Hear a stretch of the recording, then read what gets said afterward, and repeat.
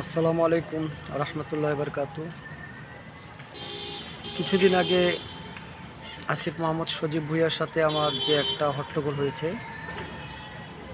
যদি আসিফ মাহমুদ সজীব ভুঁইয়া সন্ত্রাসী না হয়ে থাকে, দুর্নীতিবাজ না হয়ে থাকে, নিয়োগ বাণিজ্য না করে থাকে, অসৎ পথে টাকা সে না উপার্জন করে থাকে, আমি সকলের কাছে একটা জিনিস অনুরোধ করব, সে আমার সাথে মিডিয়ার সম্মুখে সরাসরি বসুক।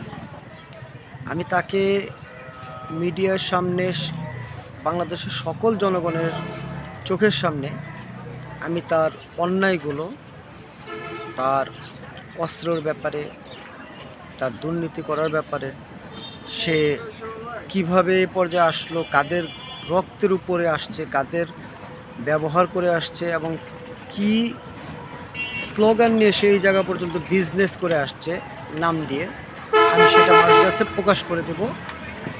শুধু একটা জিনিস কি, তাকে মিডিয়াকে সামনে রেখে জনসম্মুখে আমার সাথে বসতে বলেন। আমি প্রমাণ করে দেব যে আসিফ মাহমুদের বিরুদ্ধে আমি যে কথাগুলো বলছি, বা আসিফ মাহমুদ যে প্রকৃত একজন সন্ত্রাস, দুর্নীতিবাজ এবং নিয়োগ বাণিজ্য থেকে নিয়ে জুলাইকে নিয়ে ব্যবসা করে সেই জায়গা পর্যন্ত আসছে অসৎ পয়সা দিয়ে, নির্বাচনও সামনে করবে সে অসৎ পয়সা দিয়ে, সেগুলো আমি প্রমাণ করে দেবো।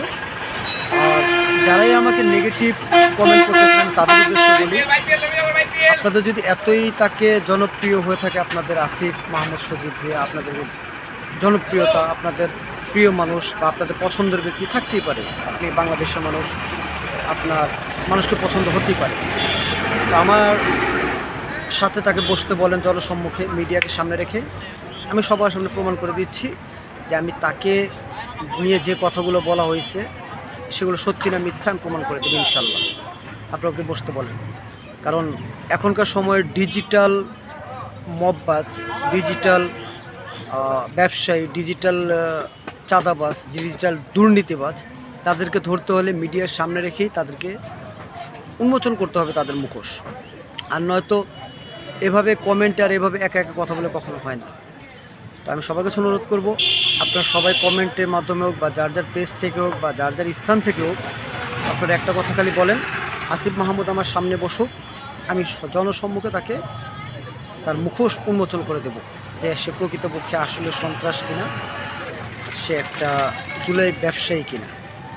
ঠিক আছে, ধন্যবাদ ভাই। আসসালামু আলাইকুম রহমতুল্লাহ।